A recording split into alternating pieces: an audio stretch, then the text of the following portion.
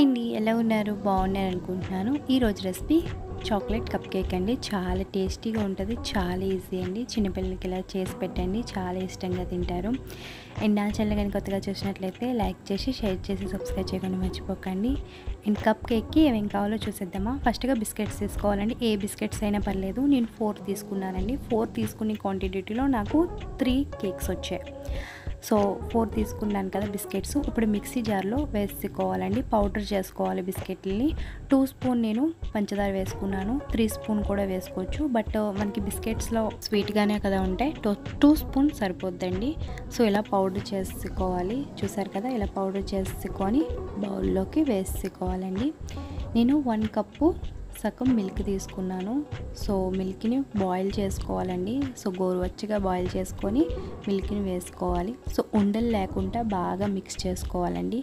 అప్పుడే మనకి కేక్ అనేది చాలా పర్ఫెక్ట్గా వస్తుంది. అండ్ బాగా మిక్స్ చేసుకున్న తర్వాత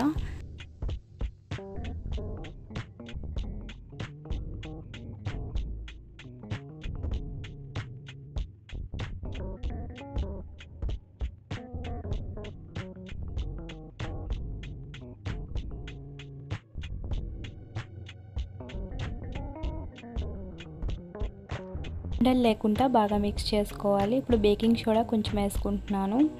బేకింగ్ సోడా కూడా బాగా కలిసేలాగా కలుపుకోవాలండి.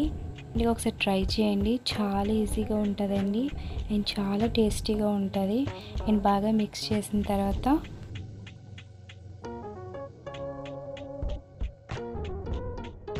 ప్లాస్టిక్ కప్పులు ఉంటాయి కదండి. సో ఈ సైజ్ అయితే కరెక్ట్గా సరిపోతాయి.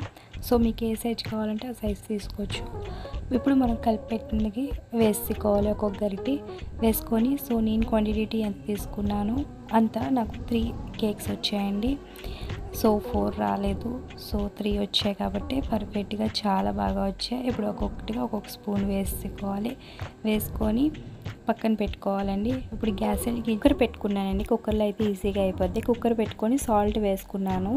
అండ్ ఇడ్లీ ప్లేట్ పెట్టుకొని ఒక్కొక్కటిగా మనం గ్లాసెస్ పెట్టేసుకోవాలి. అండ్ ఇప్పుడు కుక్కర్ మూత పెట్టుకోవాలండి. విజిల్ తీసేయాలా. సో 20-25 మినిట్స్ వరకు బేక్ చేసుకుంటే సరిపోద్దండి. పర్ఫెక్ట్గా బేక్ అయిపోద్ది. చూపిస్తాను కదా ఎంత చక్కగా బేక్ అయిందో లేదో ఇలా పొడి చూస్తే పర్ఫెక్ట్గా అంటకపోతే బేక్ అయినట్టే అండి. చూసారు కదా ఎంత పర్ఫెక్ట్గా బేక్ అయిందో. చాలా ఈజీ అండి. డెఫినెట్గా ఏ బిస్కెట్స్ అయినా పర్లేదండి, డెఫినెట్గా ఒకసారి ట్రై చేయండి. రెసిపీగా నచ్చినట్లయితే లైక్ చేసి షేర్ చేసి సబ్స్క్రైబ్ చేయకుండా మర్చిపోకండి. మీ ఫ్రెండ్స్ అండ్ ఫ్యామిలీకి షేర్ చేయండి. ఎలా